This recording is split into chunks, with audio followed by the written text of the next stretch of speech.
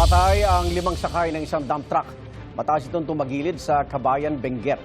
Sa Talisay, Batangas naman, 2 sugatan matapos sumalpok sa poste ang sinasakyang motorsiklo.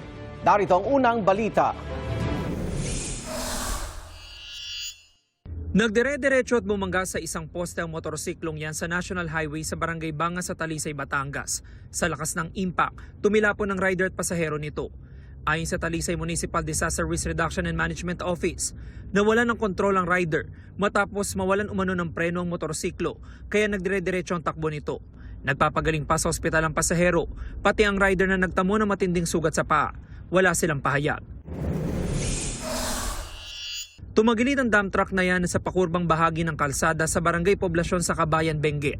Ang dump truck may sakay na mahigit 30 pasahero.